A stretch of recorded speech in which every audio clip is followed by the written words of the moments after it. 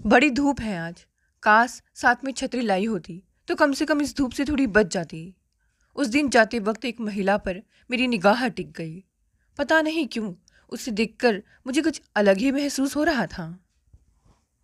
तब मैंने बहुत सोचने की कोशिश की, याददाश्त पर जोर डाला। आखिरकार मुझे पता चला कि यह औरत कौन है। संतोष लाल की बहू, यानी कमलेश भैया की पत्नी। कभी सुना था कि संतोष लाल चाचा ने अपनी बहू को घर से निकाल दिया था। वजह क्या थी यह साफ साफ पता नहीं चला। वैसे भी संतोष लाल चाचा के परिवार से हम लोगों की अनबन थी। वह हमारे घर से थोड़ी दूर अपना मकान बनवा कर रहते थे। हम लोग सिर्फ शादी ब्याह में ही उनके यहाँ जाते थे। कमलेश की शादी हुई तब मेरी उम्र 16 साल की थी। कमलेश की बहू का नाम रजनी था। पट्टेदारों के आपसी झगड़े से मुझे क्या लेना देना। वह रिश्ते में मेरी भाभी थी। इसीलिए जब रजनी भाभी से मेरी पहली मुलाकात हुई तब मैं कुछ ज़्यादा ही उल्लासित थी। उम्र ही ऐसी थी। रजनी भाभी घूंघट लिए अपने कमरे में अकेली बैठी थी। बाहर आंगन में विवाह के गीत गाए जा रहे थे। सारे लोगों की गतिविधियां बाहर थी, लिहाजा मुझे मौका मिला। मैं चुपके से उनके कमरे में आई, पर्दा हटाया। भाभी चौकन्नी हुई। वे उठने लगी। भाभी, आपको उठने की कोई ज़रूरत नहीं है। मैं आपकी सास थोड़ी ही हूँ, आपकी छोटी ननंद। हंसती हुई वह उनके पास आई। उन्होंने अपने सिर से घूंघट का पल्लू हल्का सा सरकाया। उनका चेहरा देखकर तो मैं ठगी सी रह गई, मानो आसमान से चांद उतर कर आया हो। गोरी चिट्टी, गुलाब की पंखड़ियों की तरह सुर्ख होठ, बड़ी बड़ी आंखें। मैं उनका रूप देखकर चकित रह गई। सोचने लगी, कहाँ से संतोष लाल चाचा ऐसी रूपवती बहू खोज लाए। कमलेश भैया ना तो इतने गुणी, ना देखने लायक और ना ज़्यादा पढ़े लिखे। गांव में 50 बीघा जमीन थी, उसी की देखभाल करते। संतोष लाल चाचा दबंग थे, इसलिए कोई भी उनके सामने आंखें उठाने की भी हिम्मत नहीं रखता था। रजनी भाभी किसकी पसंद थी? किसने जन्नत की हूर सी बेटी को कमलेश के पल्लू से बांध दिया? बहरहाल यह सब बातें मैंने गांव वालों से सुनी थी, आज प्रत्यक्ष देख भी लिया। भाभी, आप आज बिल्कुल चांद जैसी लग रही हैं। यह सुनकर वह शर्मा गई। मैं भी मुस्कुराए बिना न रह सकी। सामान्य परिचय के बाद हम दोनों ने एक दूसरे का हाल चाल पूछा, फिर अपने घर लौट आईं। उसके बाद अचानक क्या हुआ, मैं 6 महीने बाद रजनी भाभी अपने मायके चली गई। फिर वे दोबारा लौटकर नहीं आईं। लोग तरह तरह की बातें करते, अब सच क्या है यह तो वही जाने। कमलेश भैया की दूसरी शादी की खबर ने गांव वालों को चौंका दिया। मेरे बाबूजी बोले, इस शादी में उसके घर जाने की कोई ज़रूरत नहीं है। जाहिर है बाबूजी के इस फैसले पर किसी ने ऐतराज़ नहीं जताया। पहली पत्नी के रहते दूसरी शादी के औचित्य पर सवालिया निशान समाज बिरादरी वाले हमेशा से उठाते रहे हैं, जो सही भी है।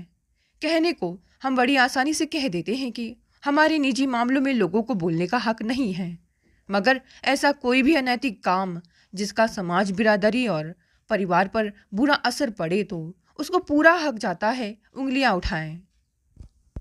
संतोष चाचा को बताना ही होगा कि वे कमलेश भैया की दूसरी शादी क्यों कर रहे हैं। वहां पर मौजूद एक शख्स ने उठकर पूछा, बांझ थी, इतना खेत जमीन का कौन वारिश होगा, इसीलिए दूसरी शादी कर रहे हैं। संतोष चाचा ने यह खबर जनमानस में फैला रखी थी, मगर जनमानस इतनी भी मूर्ख नहीं होती कि आप जो कहेंगे वही मान लेगी। सो क्यों कोई ज़्यादा माथा पच्ची करे। हकीकत एक ना एक दिन सबके सामने आ ही जाएगी। यह सोचकर लोग चुप बैठ गए। जिन्हें इस शादी में शरीक होना था वे गए, जिन्हें नहीं होना था वे अपनी दुनिया में मगन रहे। एक दिन मेरी भी शादी हो गई। मैं अपने परिवार में व्यस्त हो गई। पहले अक्सर मैके जाती थी, पर अब आना जाना कम कर दिया। ऐसे ही एक बार मैके आई तो माँ से रजनी भाभी का हाल पूछा। माँ बोली, रजनी का कुछ पता नहीं है, मैके में ही होगी। माँ फिर कुछ सोच कर बोली, कमलेश की नई बहू भी खुश नहीं है। आपको कैसे पता? झाड़ू बुहारिन करने वाली बता रही थी। घर में संतोष लाल की ही चलती है। मजाल है जो कमलेश उनके खिलाफ एक शब्द भी बोले। अगर वह कमलेश से कह देगी अपनी पत्नी से ना बोली तो वह नहीं बोलता है। बेचारी बहू पर क्या बीतती होगी। माँ ने लंबी सांस ली। फिर कुछ रुक कर वे आगे बोली, स्त्री को पति का ही आसरा होता है, मगर वह तो पति की जगह संतोष लाल ने ले रखी है। ये क्या कह रही हो माँ? मैं किंचित लज्जाई। सुनने में तो यही सब आता है। माँ के कथन पर और आगे कुछ पूछना मुझे उचित नहीं लगा। अब इस तरह के संबंधी की गहराई में उतरना, वह भी माँ के जरिए, मुझे अच्छा नहीं लगा। मैं ससुराल आई तो इसका जिक्र अपने पति से किया। वे कहने लगे, औरत के मामले में पुरुष का नज़रिया एक जैसा होता है। यह बात अलग है कि जिसके पास विवेक मर्यादा का भान होता है वे दायरे में रहते हैं। ऐसे पुरुषों को शरीफ कहा जाता है। क्या आप शरीफ हैं? कहकर मैं हंसने लगी। तुम्हें क्या लगता है नहीं हूँ? उन्होंने भी दिल लगी की। देखिए जी, बताई देती हूँ, अगर आपके बारे में कुछ उल्टा पुल्टा सुनने को मिला तो जहर खा लूँगी। मेरी चेतावनी पर वे मुस्कुराए। झूठी खबर पर भी? झूठ क्यों? आप ऐसे अवसर आने ही ना दें। मेरे ऑफिस में तमाम महिलाएं काम करती हैं। अब अगर किसी से हंस बोल ले तो तुम क्या सोचोगी?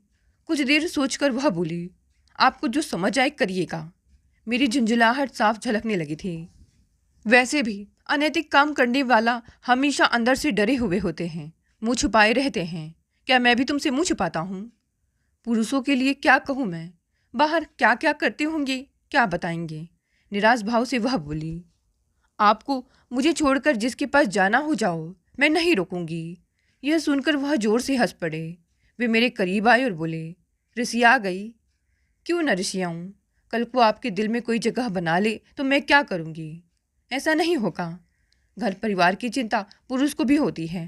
कहकर उन्होंने मुझे अपनी बाहों में भर लिया। उनके बाहों की जकड़ किसी सुरक्षा के घेरे से कम नहीं थी। मुझे राहत मिली। ऐसे ही प्यार, मोहब्बत और टकराव के बीच जिंदगी के 30 साल कैसे गुजर गए पता ही नहीं चला। बेटा बहू बनारस में बस गए। उन्हीं से मिलने में कभी कभार आ जाती हूँ। मैं अतीत से लौटी, आगे बढ़कर उस महिला के पास आई। बदल तो वह काफ़ी गई थी, फिर भी इत्मीनान कर लेने में क्या जाता है। आप कहाँ की रहने वाली हैं? मैंने पूछा। बिना जवाब दिए उसने नज़रें दूसरी तरफ फिर ली। मम्मी, कहाँ आप फिजूल के चक्कर में पड़ गई? यह देखकर मेरे बेटे को कोफ्त हुई। मेरे बेटे का स्वर उस महिला के कानों पर पड़ा। उससे रहा नहीं गया। बेटा, जिंदगी में कुछ भी हो सकता है। एक औरत के साथ तो कुछ ज़्यादा है, क्योंकि वह पुरुषों के समाज में जीती है। इतनी गहरी बात सुनकर मैं सकते में आ गई। निश्चय ही यह महिला किसी भले परिवार की होगी। मेरा विश्वास प्रबल हो गया कि यही रजनी भाभी होगी। आप संतोष लाल चाचा की बहू रजनी तो नहीं? उसने कोई जवाब नहीं दिया। उसके चेहरे पर बनते बिगड़ते भावों को पढ़ने की कोशिश करने लगी मैं। उसने नजरें नीची कर ली। आसपास खड़े लोगों के लिए मैं जिज्ञासा का विषय बन गई। मेरे बेटे बहू को यह हरकत नागवार लग रही थी, मगर मैंने रजनी भाभी को करीब से जाना था, इसीलिए मुझे उनका मोह था। नए जमाने के बेटे बहू को इससे क्या लेना देना? वैसे भी आजकल के बच्चे प्रैक्टिकल हो गए हैं, वे भावनाओं में नहीं बहते। एक हमीद है जो अब भी भावनाओं के भंवर में ऐसे फंसे हुए हैं। ख्याल जो पुराने थे उसकी चुप्पी से साफ जाहिर हो रहा था कि उसके मन में कुछ चल रहा था। यही कि अपनी पहचान जाहिर करे या चुप्पी साध ले। पहचान जाहिर करने का मतलब पुराने जख्मों को फिर से हरा करना, जो पीड़ादायक होगा। क्षणांश इंतजारी के बाद जब उसने अपना मुंह नहीं खोला तो मैंने चलने का मन बना लिया। अगर आप रजनी भाभी हैं तो मुझे आपको इस स्थिति में देखकर भारी कष्ट है, कहकर मैं आगे बढ़ गई। सुनो। मैं 2-3 कदम ही चली कि उस महिला ने आवाज़ देकर रोका। मैं सहर्ष पीछे की ओर मुड़ी। मेरा अनुमान सही था। मैं उसके पास आई। तब तक अच्छी खासी भीड़ जमा हो चुकी थी। यहाँ रुकना ठीक नहीं होगा भाभी, मुख्य सड़क पर चलते हैं। भाभी संबोधन पर मैं भाव विभोर हो गई। उसने अपना कटोरा उठाया। कटोरा यहीं छोड़िए, मुझे अच्छा नहीं लग रहा है। यही मेरी रोजी रोटी है। फिलहाल तो आप इसे यहीं छोड़िए। मेरे आग्रह को उन्होंने मान लिया। थोड़ी दूर मेरी कार खड़ी थी। कहाँ ले जा रही हो बिट्टो? उनका इतना कहना था कि एक क्षण के लिए मैं अपने बचपन में खो गई। अरसा गुजर गया, अब तो कोई बचा ही नहीं है जो मुझे इस नाम से पुकारे। कुछ पल के लिए मैं फिर से वही अलहड़ लापरवाह किशोरी बन गई। कहाँ खो गई मम्मी? बेटे के कहने के साथ मैं अतीत से उभरी। मैंने बिना देरी किए रजनी भाभी को कार में बैठने के लिए कहा। वह हिचकिचाई। मैंने कहा, आपके और हमारे बीच एक गहरा रिश्ता है। मैं रिश्तों के आगे धन दौलत को अहमियत नहीं देती। आप मेरी भाभी हैं, इसीलिए मेरा आपसे सादर आग्रह है कि आप मेरे घर चलें। मेरे आग्रह को वे टाल ना सके। रास्ते भर हम मुख बने रहें। निश्चय ही रजनी भाभी सहज नहीं थी। उनके चेहरे के भाव बता रहे थे। मैंने चोर नज़रों से देखा। कितना बदल चुका था रजनी भाभी का खूबसूरत चेहरा। उनके चेहरे का रंग फीका पड़ चुका था। आंखों में पहले जैसा नूर नहीं था। होठों की रंगत गायब थी। कपोलों की लालिमा को मानो ग्रहण लग गया हो। आगे के दांतों ने भी साथ छोड़ दिया था। चेहरे पर आई बेहिसाब सलवटें मानो कितने जख्मों की कहानी कह रहे थे। यह देखकर मेरा मन करुणा से भर गया। पहली बार जब मैंने उन्हें देखा था तो लगा मानो चांद जमीन पर उतर आया हो। इतनी खूबसूरत थी रजनी भाभी। कमलेश भैया तो उनके पैर की धूल भी नहीं थे। ऊपर वाले की भी लीला अजीब है। किसी की भी जोड़ी परफेक्ट नहीं बनाते। पति सुंदर तो पत्नी असुंदर, पत्नी सुंदर तो पति असुंदर। लगता है ऊपर वाले ने सोच समझ कर ही इस दुनिया को बनाया है। फूल के साथ कांटों को भी रचा ताकि सामंजस्य बना रहे। घर पहुंचकर सबसे पहले मैंने रजनी भाभी को नहाने के लिए कहा। नहा धो लेने के बाद मैंने उन्हें पहनने के लिए एक अच्छी सी साड़ी दी। पहले तो उन्होंने मना किया, मगर मेरी जिद के आगे उनकी एक ना चली। अब वे कुछ ठीक ठाक लग रही थी। बहू हम दोनों के लिए नाश्ता बनाने में लग गई और मैं उनका दास्तानी हाल जानने में। भाभी, अगर आपको ऐतराज ना हो तो मैं आपकी बदहाली की वजह जान सकती हूँ। मेरे इस प्रश्न पर वे थोड़ी विचलित हुई। एक उसास के साथ उन्होंने कहना शुरू किया, मैंने ससुराल स्वेच्छा से नहीं छोड़ा, बल्कि अपने ससुर की वजह से छोड़ना पड़ा। पर वे तो कहते थे कि आप बांझ थी, इसीलिए भगा दिया। सुनकर वे उत्तेजित हो गई।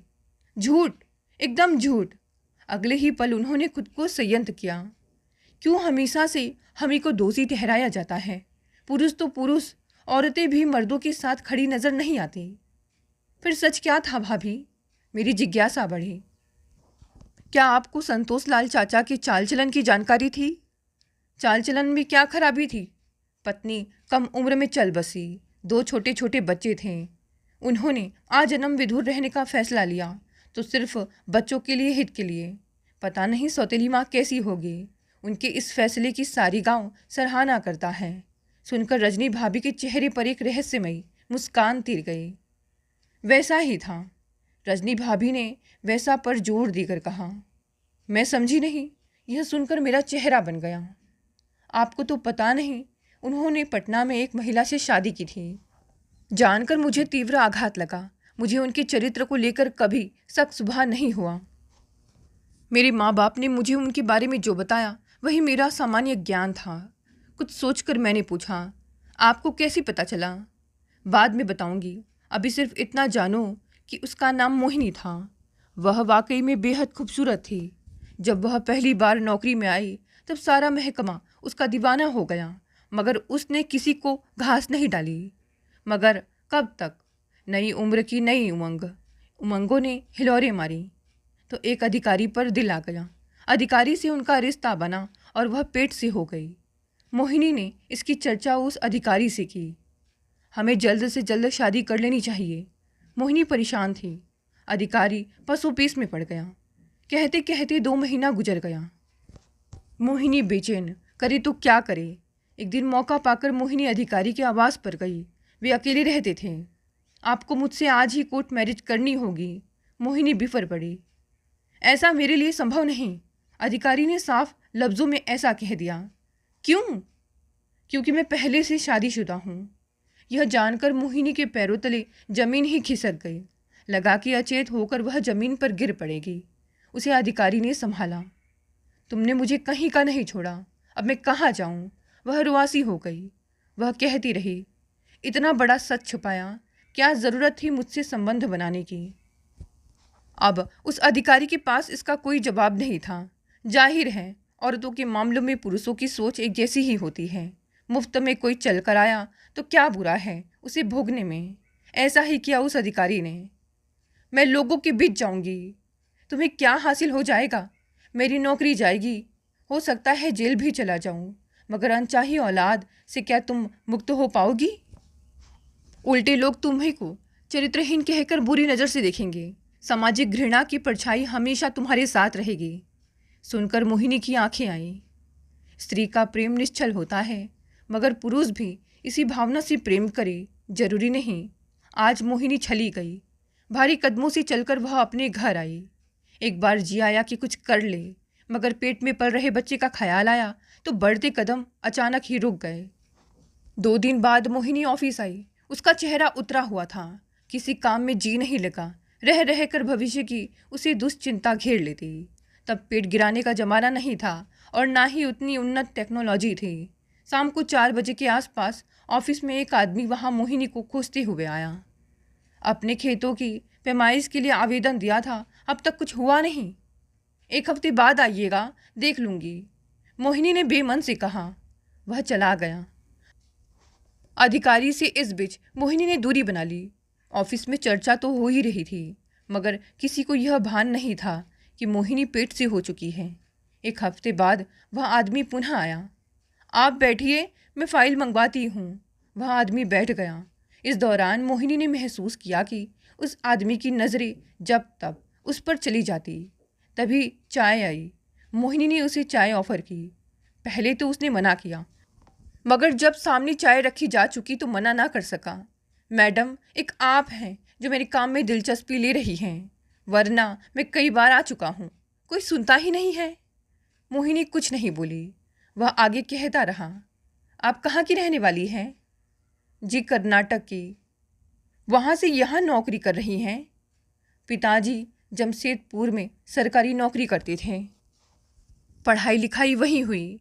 संयोग से नौकरी पटना में लग गई तो यहाँ रहने लगी। तभी चपरासी आया। मैडम, 2 दिन बाद इन्हें बुलाइएगा। बड़े बाबू की तबीयत ठीक नहीं है, वे आज नहीं आएंगे। मोहिनी को उसके कथन पर गुस्सा आया, मगर क्या करे, सिस्टम ही ऐसा है। आप अपना फ़ोन नंबर दे दीजिए, मैं काम होने पर आपको बुला लूँगी। मोहिनी की सहृदयता ने उस आदमी का मन मोह लिया। वह खुशी खुशी चला गया। 2 दिन बाद उस आदमी को मोहिनी ने बुलाया। काम हो जाने पर वह काफ़ी खुश था। मैडम, आपको ऐतराज़ ना हो, मैं एक छोटी सी भेंट देना चाहता हूँ आपको। मोहिनी को अचरज हुआ। वह आगे बोला, मगर यह नहीं, आपके घर पर देना चाहूँगा। मोहिनी के पेशानी पर बल पड़ गए। साफ साफ कहिए, मैं किसी की भेंट स्वीकार नहीं करती। आप परेशान न होइए, गांव का आदमी हूँ, सोचता हूँ कि आपको अपने गांव का चावल खिलाऊं। यकीन मानिए, बहुत स्वादिष्ट चावल होता है। यह सुनकर मोहिनी को राहत मिली। ठीक है। मोहिनी ने उसे अपने घर का लोकेशन बताया। मोहिनी को वह भला आदमी लगा, वरना इस मामले में वह हमेशा सजग रहती। एक रविवार को मोहिनी के दरवाजे पर ऑटो रिक्शा रुका। फाटक से झाँक कर देखा, वह आदमी था। एक अन्य आदमी ऑटो से एक बोरा उतार रहा था। मोहिनी को समझती देर नहीं लगी कि वह चावल लाया है। उसने मुस्कुराते हुए फाटक खोला।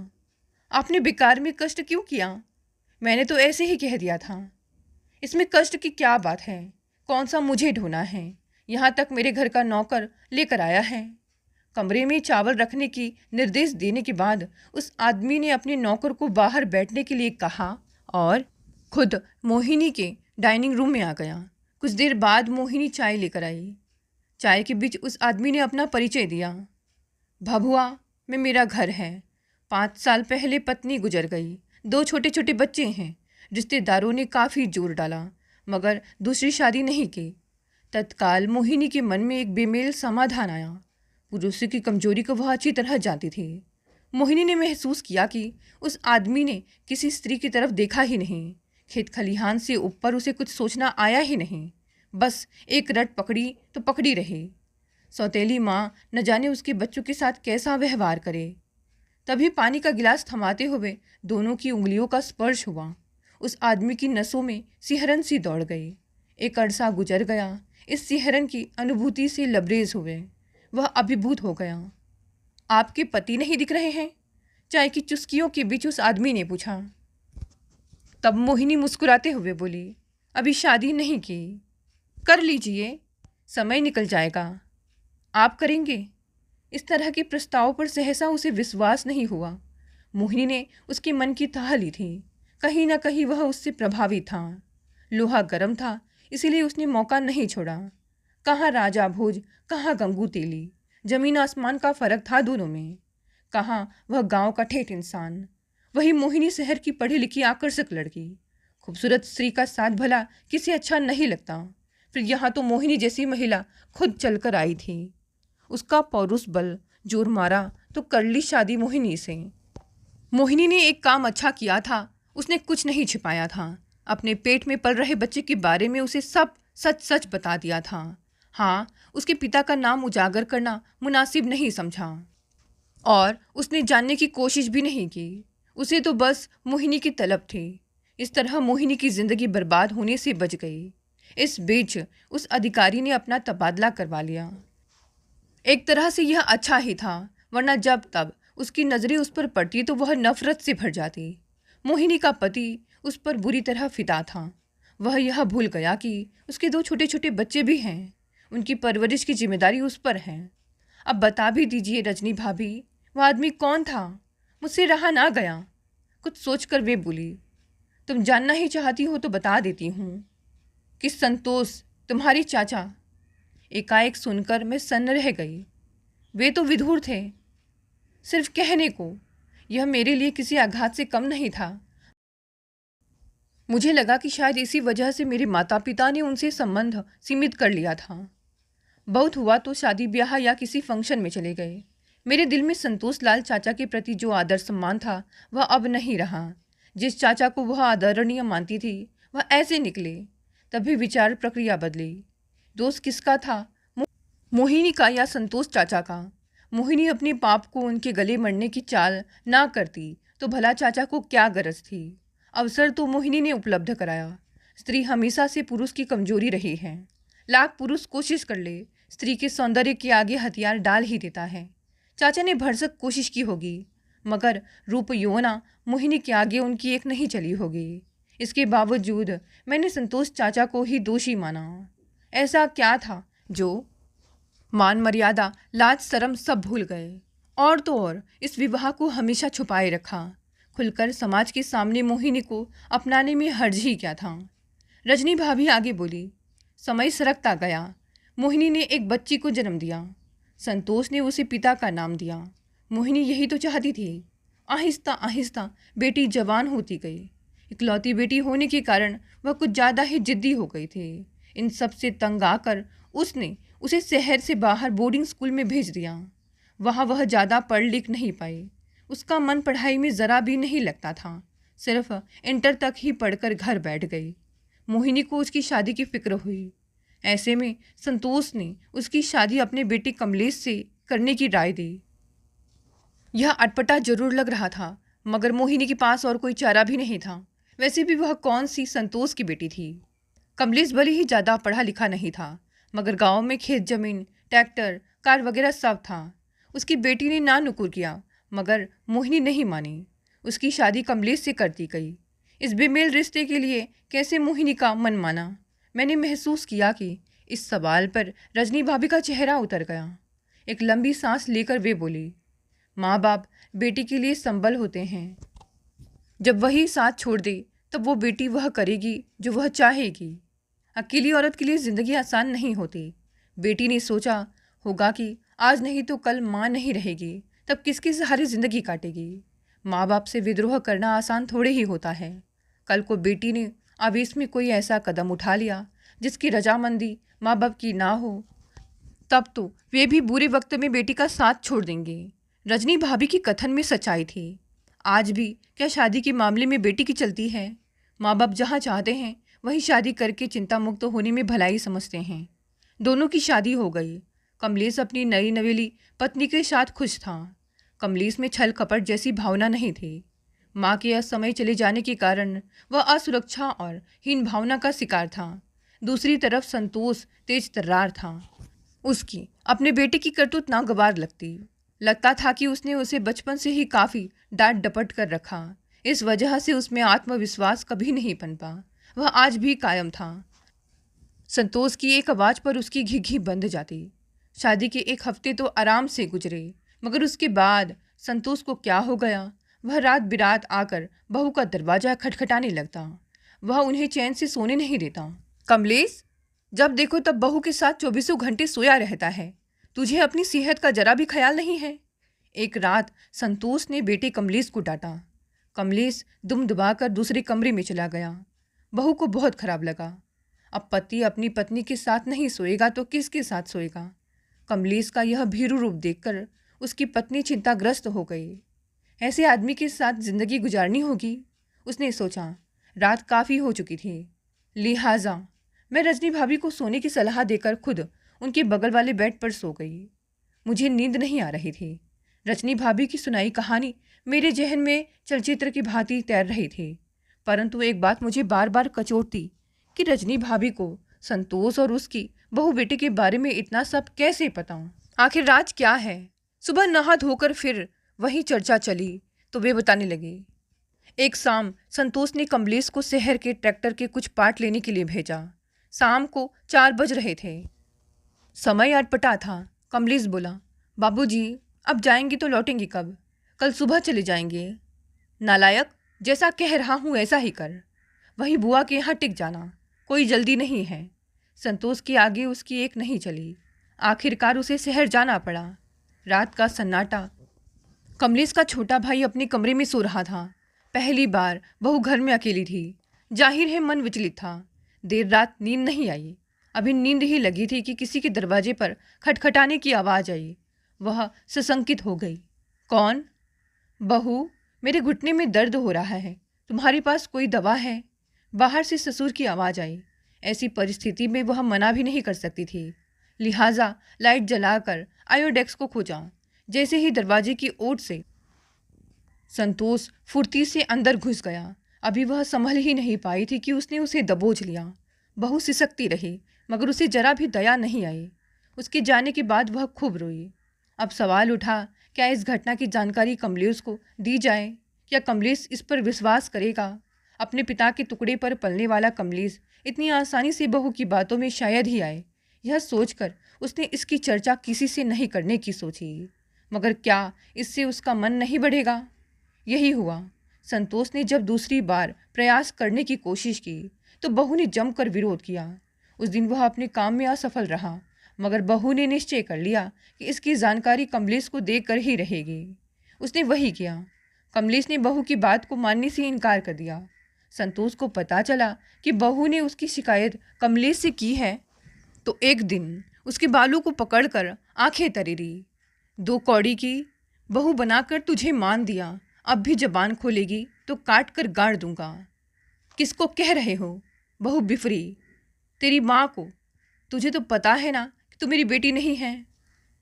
हाँ, मगर तुम इतनी नीचता पर उतर आओगे मैं सोच भी नहीं सकती। तभी खेत से कमलेश लौटा। उसके कानों में बहू के शब्द पड़े। उल्टे वह उसी को मारने दौड़ा। ऐसा देख वह रोने लगी। अगले दिन संतोष ने बहू को मैके भिजवा दिया।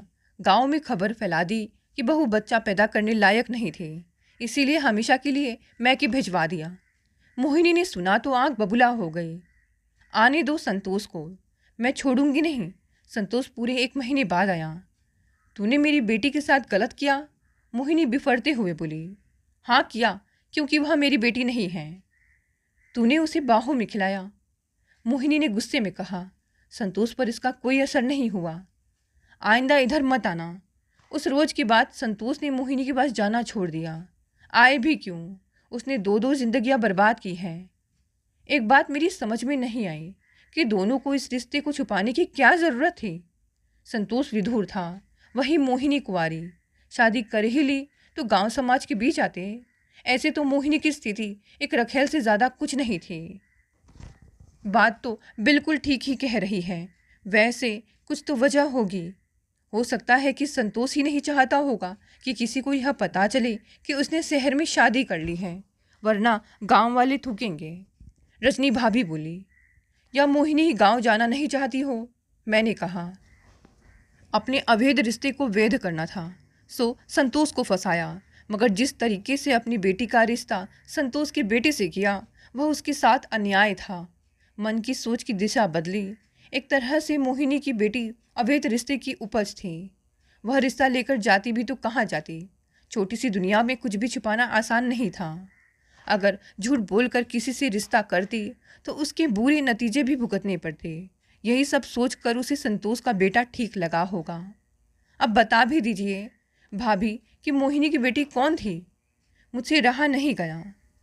कुछ देर सोचने के बाद वे बोली, तुम्हारे सामने बैठी है। एक पल के लिए मेरी नज़रें उन पर ठिठक गई। सहसा विश्वास नहीं हुआ। इतना दुख सहा रजनी भाभी ने। एक बेकसूर स्त्री को इतना दंड देता है पुरुष समाज। स्त्री सिर्फ भोगने के लिए होती है। इतनी कामुकता भरी थी संतोष चाचा में तो क्यों विधुर बनने का नाटक किया। मैं आवेशित थी। मोहिनी के पापों की सजा रजनी भाभी को मिली। दुख मुझे इस बात का था, गिरी हुई स्त्री को गिरे हुए लोगों का ही सहारा मिलता है। यह मैं माँ से जान चुकी थी। शराफत का आवरण उड़े पुरुष समाज शायद ही माँ के पेट में पल रही अवैध संतान को स्वीकारेगा। स्वीकारेंगे तो संतोष जैसे ही लोग। रजनी भाभी ने सांस ली। आपको पुनः विवाह का ख्याल नहीं आया? माँ को मेरे विवाह की चिंता थी। मुझे भी लगा कि अकेली जिंदगी आसान नहीं। माँ कब तक जिंदा रहेगी। उन्हें गले का कैंसर हो गया था। मैं और भी घबरा गई। तब माँ नौकरी से रिटायर हो चुकी थी। मैं 35 की लपेट में थी। माँ कहने लगी, बिला वजह मेरे पापों की सजा तू भुगत रही है। उनकी आंखें नम थी। तू फिक्र मत कर, मुझे कोई दिक्कत नहीं होगी। क्यों नहीं होगी? तेरा है ही कौन? सभी ने हमारा तिरस्कार किया। माँ का स्वर बिंध गया। हॉस्पिटल में आते जाते मैंने महसूस किया कि एक वार्ड बॉय को मुझसे सहानुभूति थी। वह मेरी माँ का बेहद ख्याल रखता। अचानक एक रोज़ माँ जब चल बसी तो मैं अपने आप को बेहद अकेला महसूस करने लगी। अकेलेपन के साथ एक भय का माहौल मेरे आसपास बन गया। इसी भय के बीच वह वार्ड बॉय मेरी ज़िंदगी में सहारा बनकर आया और मैंने उससे शादी कर ली। शुरू में सब ठीक ठाक चल रहा था। एक दिन मेरे पति ने मुझसे कहा कि वह दवा का व्यापार करना चाहता है, मगर इस शहर में नहीं। मेरे क्यों के जवाब ने उसने कहा कि यहाँ उस व्यापार का ज़्यादा स्कोप नहीं है। तब कहाँ चलना होगा? मैंने पूछा। बनारस। वहीं कोई फ्लैट लेकर अपना काम करूँगा। इस नौकरी में कुछ नहीं रखा है। मुझे भी लगा कि यह ठीक होगा। इसी बहाने अभिशापित शहर से मुक्ति मिलेगी। नया शहर, नए लोग, नई स्फूर्ति के साथ जिंदगी जिएंगे तो सब कुछ अच्छा लगेगा। उसकी बात मानकर माँ के खरीदे मकान को बेचकर बनारस आ गए। अपने पति को सारा रुपया देकर मैं निश्चिंत हो गई। 2 साल फ्लैट में रही। खूब ठाठ थे। इन्होंने दवा की सप्लाई का काम शुरू किया था। इसी सिलसिले में वे दिन भर बाहर रहते। कभी कभी शहर के बाहर भी जाना पड़ता। मुझे इनसे कोई शिकायत नहीं थी। वे हमेशा मुझे खुश रखते। इसी बीच में माँ बनी, मगर दुर्भाग्य से बच्चा टिक नहीं पाया। उम्र ज़्यादा होने के कारण यह समस्या आई। उस समय मुझे बहुत पीड़ा हुई। इन्होंने मुझे संभाला। ये कहने लगे, बच्चा गोद ले लेंगे। मुझे बच्चे से ज़्यादा तुम्हारी फिक्र है। सुनकर मुझे तसल्ली हुई। समय सरकता गया। एक दिन वे बोले, वे दिल्ली दवा के काम से जा रहे हैं, 4 दिन बाद लौटेंगे। कहकर एकाएक रजनी भाभी की आवाज़ भर्रा गई। आंखों से पानी टपकने लगा। उन्हें देखकर मैं भी भावुक हो गई। थोड़ी देर बाद उन्होंने अपना गला साफ करते हुए कहा, वह दिन आज तक नहीं आया। क्या कह रही हैं भाभी? यह सुनकर मुझे भी अचरज हुआ। एक दिन एक आदमी ने मेरे दरवाजे पर दस्तक दी। पूछने पर पता चला कि वह मेरे मकान का किराया लेने आया है। यह जानकर मैं सख्ते में आ गई और बोली, किस बात का किराया? यह मकान तो हमारा है। मैडम, आप भरम में हैं। यह मकान आपके पति ने किराए पर लिया था। उसने किराएदार के कागजात दिखाए। अब शक की कोई गुंजाइश ही नहीं बची थी। इस घटना ने मुझे अंदर तक तोड़ दिया। विश्वास करूँ तो किस पर? मेरी माँ की नादानी का बुरा नतीजा मुझे भुगतना पड़ रहा था। ना मैं अवैध पैदा होती, ना इस तरह से अभिशापित जिंदगी गुजारनी पड़ती। जिस सामाजिक प्रताड़ना से बचने के लिए मेरी माँ ने संतोष का दामन थामा, वह भी छिपकर। क्या मिला उनको और मुझको? जो किया उसे खुलकर स्वीकार करती तो कम से कम सिर उठाकर जीती तो मैं। मेरी शादी क्या जरूरी थी? समाज के लोग ना स्वीकारते मुझे, ना सही, पर मैं अपने पैरों पर खड़ी होकर अपनी जिंदगी अकेली काट ली थी। आखिर वहीं पर आ गए। उसकी आंखें भर आई। जब सामान्य हुई तो कहना जारी रखा, अपना सारा सामान बेचकर मैं बाबा की शरण में आ गई। अब मुझ में जीने की इच्छा नहीं बची थी। मेरा काम था आश्रम की देखभाल करना। वहाँ बहुत सी महिलाएं और पुरुष थे। आहिस्ता आहिस्ता वहाँ का वातावरण मुझे अच्छा लगने लगा। एक रात मैं अपने कमरे में सोने जा रही थी, तभी एक नाबालिग लड़की भागते हुए मेरे पास आई। आप मुझे बचा लीजिए। वह मेरे शरीर से लिपट गई। मैंने देखा कि उसके बदन के कपड़े जगह जगह से फटे हुए थे। अभी माजरा समझती तभी दो ताकतवर युवा मेरे पास आए। वे गुस्से में थे। वे लोग लड़की को मुझसे छीनकर ले जाने की कोशिश करने लगे। इसे ऐसे क्यों ले जा रहे हो? तुम जानकर क्या करोगी? तुम लोगों को बताना पड़ेगा। मैं इसे ऐसे जाने नहीं दूंगी। बाबा से शिकायत करूंगी। सुनकर दोनों हंसने लगे। बाबा के पास ही ले जा रहे हैं। मैं हतप्रभ। 10 साल मैंने इस आश्रम में गुजारे, मगर ऐसा वाकया पहली बार देखने को मिला। हो सकता हो पहले से ही यह सब होता रहा हो, मुझे पता ना हो। वैसे भी रसोई के प्रबंधन का काम संभालती थी, जो बाबा के मुख्य शयन कक्ष से दूर था। आज पहली बार इधर आना हुआ। सारा माजरा समझ में आने के बाद मैं शेरनी की तरह गुर्राई। नहीं ले जाने दूंगी इस लड़की को। तो ठीक है, तुम दोनों ही बाबा के पास चलो। मैं पूरी हिम्मत के साथ बाबा के शयन कक्ष में आई। बाबा का असली रूप देखकर मैं चकित रह गई। मैं कुछ देर तक तो भय से सिहर गई। इसके बावजूद अपने हिम्मत को बनाए रखा, क्योंकि मैं जानती थी कि ऐसे आदमी अंदर से कमज़ोर होते हैं। जरा सी ताकत दिखाई जाए तो बालू के ढेर की मानिंद ढहने में इन्हें देर नहीं लगती। जैसे ही उसने मेरा आंचल खींचा, मैं झटके के साथ उसके हाथ से आंचल को खींचकर पीछे हट गई।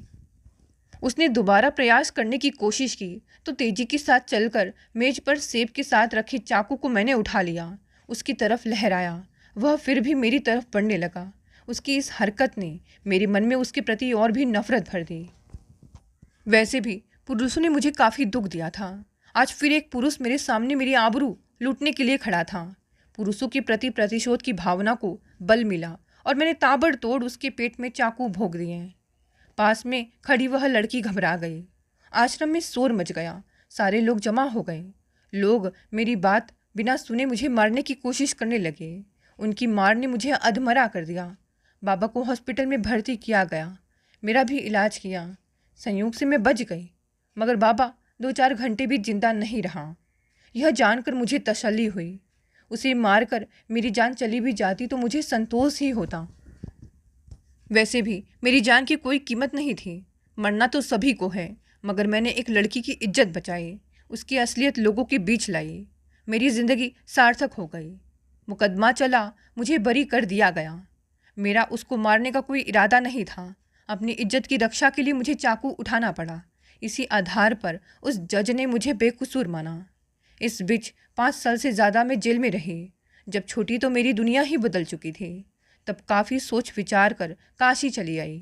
मैंने आत्मचिंतन किया तो पाया कि रजनी भाभी का क्या कसूर था, जो इतने दुर्भाग्य के साथ ज़िंदगी जीने के लिए मजबूर हुई। मैं उसकी माँ को भी कसूरवार नहीं मानती। उसका कसूर सिर्फ इतना था कि वह स्त्री थी। क्या एक स्त्री के लिए प्रेम करना गुनाह है?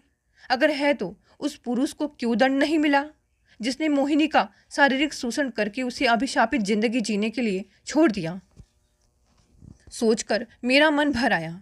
रजनी भाभी की भी मनोदशा लगभग ऐसी ही थी। वे अपने आंचल से आंसुओं को पोंछने लगी। इसी बीच मैंने एक निर्णय लिया। रजनी भाभी, आपने बहुत दुख झेले हैं।